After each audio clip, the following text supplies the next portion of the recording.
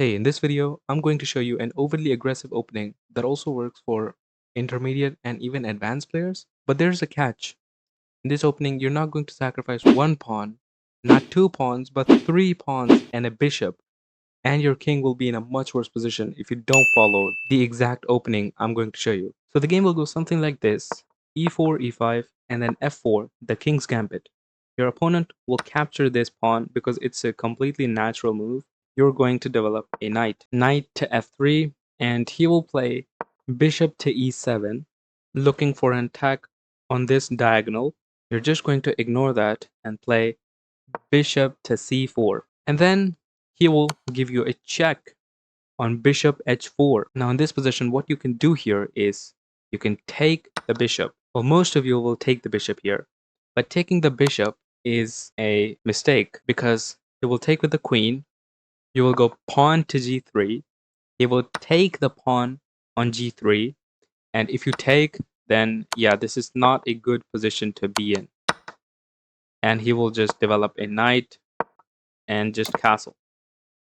You're just going to lose. Yeah, so in this position, you don't take with the bishop. So what do? Well, I won't be able to move my king because if I move my king, then I won't be able to castle. So let's just push the pawn on g3. Well, what if he takes? Now what? Now, of course, we're going to have to capture, right? What if I capture? Now, he's just going to give you a check and your position is ruined. You won't be able to castle. And yeah, you will be just prone to checks. And he can basically just bring out his knights, his queen, everything, and just demolish your king. So we don't want that.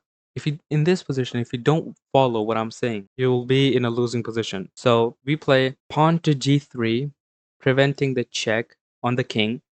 He will take. And now in this position, you don't take back, you just castle. Isn't this a bad move? No, it's not. He's still going to take the pawn here.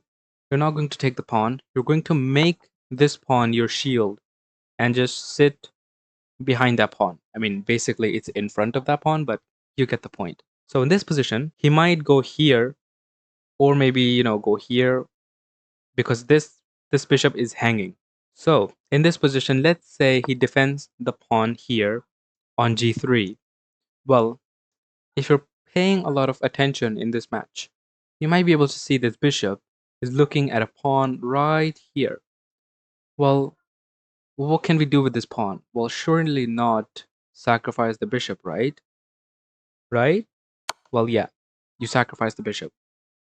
And once the opponent takes the bishop, you can initiate your attack as you want. You can go here, and our opponent is basically just done for. Let me just show you a game that was played by 1600 ELO players. So this is a match that was played by two 1600 ELO players on Lichess. So the game started off with e4, e5, and f4. Again, the king's gambit. And then the opponent captures the f pawn. And knight f3, bishop c4, bishop to h4. Now, pawn to g3. And then he takes the pawn, obviously. And then he castles. And he takes the pawn on h2. The king slides to h1. And then the bishop moves to e7. Now, if you can see, this bishop is looking at this pawn right here. And of course, this bishop gets sacrificed. So the king takes the bishop. So the knight goes to e5 check. The king goes back. And then queen h5 check. So now in this position, the black king is kind of in a predicament. The only move here to play is this. If you're paying a lot of attention, you might be able to see a pattern. So the pattern is knight takes on g6. You can't take the knight because your rook is hanging. So what do? Well, it was black's turn. So black played knight to f6, hitting the queen to basically prevent this discovered attack as soon as the knight moves. White just takes the knight, sacrificing a full rook, and bishop takes f6. Now, the knight moves to e5, checks the king. Now, if the king moves here, that's checkmate in 1. So the king has to move to e7. Queen f7 check. And then in this position, knight to c4 check. Now the king has only 2 legal moves. If he goes here, then this is checkmate in 1 move. But of course, that didn't happen in this game. The king went to c5 and then queen d5 check. And in this position, a3 check. And now either this or this, both are checkmates. And in the game, this was played and this is checkmate. I mean, you can even play this. That's even checkmate. So this was the game. If you enjoyed it, then make sure to hit the like button and subscribe to my channel, and goodbye.